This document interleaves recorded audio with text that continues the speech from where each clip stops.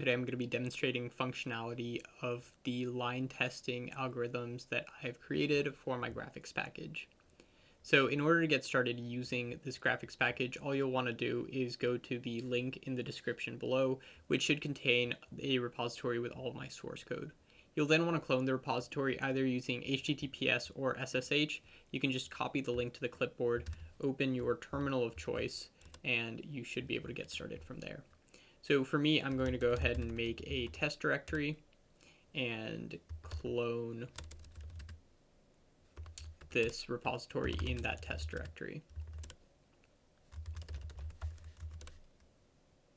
And you'll see that whenever you've cloned it, you have your Jade repository, which you can cd into, and you should be good to go from here.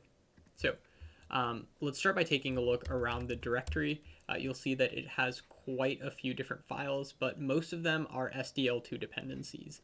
So Jade is written entirely in C++ using SDL2 as a wrapper around OpenGL, which means that everything that you see in this include directory and in this lib directory is necessary for SDL2 to work, and the only real files that I've written are going to be the general administrative stuff like the make file and the readme, all of the different implementations that we'll look at in just a second, and everything in our toolbox, which will be the header file and the actual implementation file for the different line scan conversion algorithms that we have.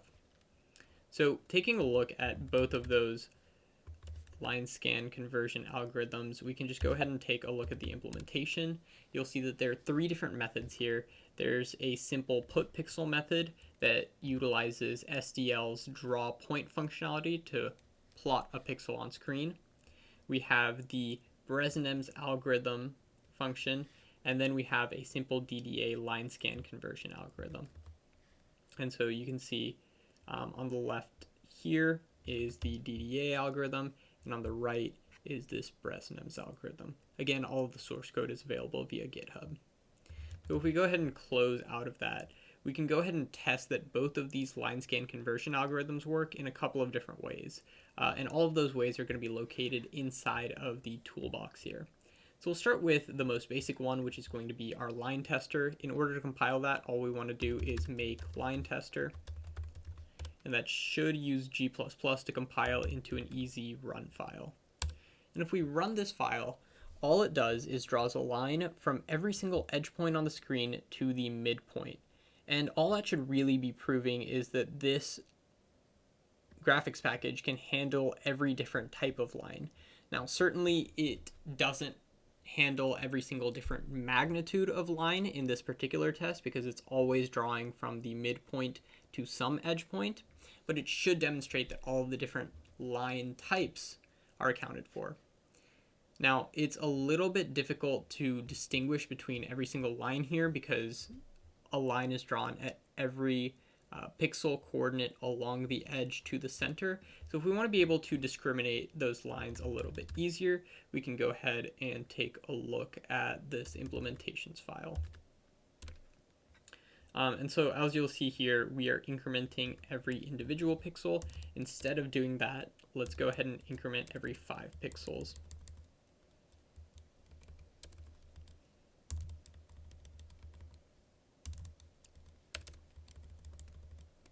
And so far we have been drawing using our Bresenem's line scan conversion algorithm. Let's stop using that and instead use just our standard line scan conversion algorithm.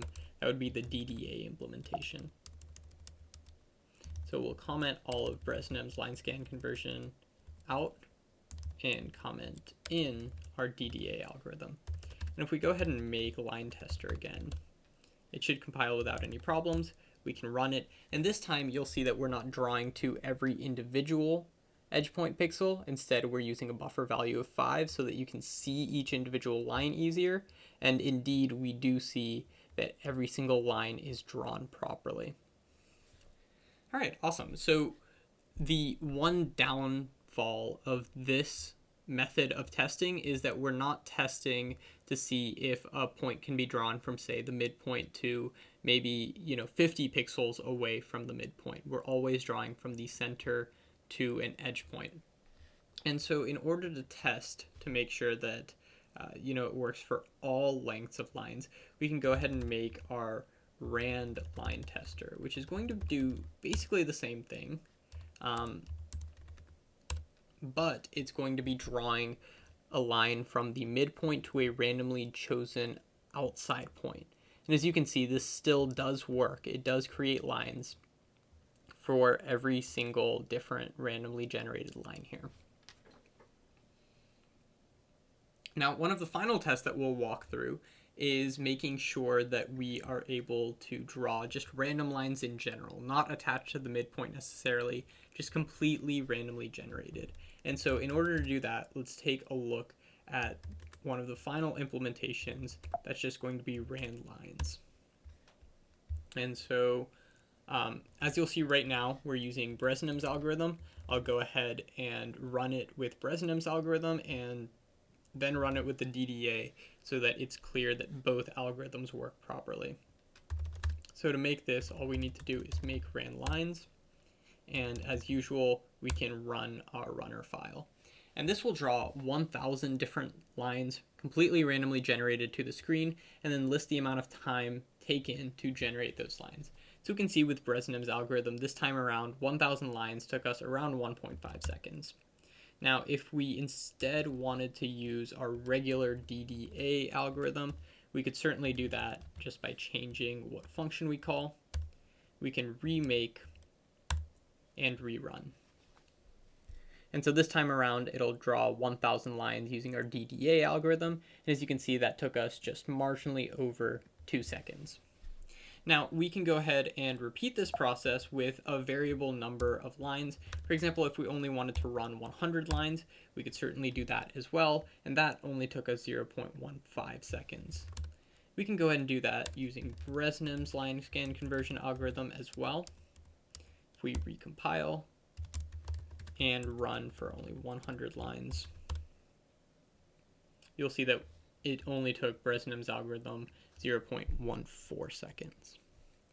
And that should demonstrate full functionality. We were able to draw every single different type of line using our first two tests in both Bresenham's and the DDA line scan conversion algorithms. Then we were able to draw from the midpoint to any randomly generated outside point, which should demonstrate that this graphics package at the moment is able to handle all sorts of different line cardinalities.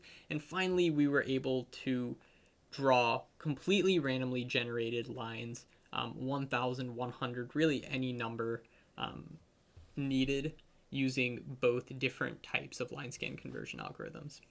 Now, there's one other implementation here that we haven't taken a look at yet. That's going to be the walk.cpp. This doesn't necessarily test or prove that this line scan conversion works, but I did think it was an interesting application. At its core, this is really just using this graphics package to create randomly generated walks on a square lattice. And so, of course, because these are on a square lattice, it'll only consist of horizontal and vertical lines. But I thought it made for an interesting visual effect, so I'm demonstrating it here. And that should be it. All of the source code for everything will be on GitHub, including instructions on how to access everything and clone the repositories, as well as how to make each different implementation.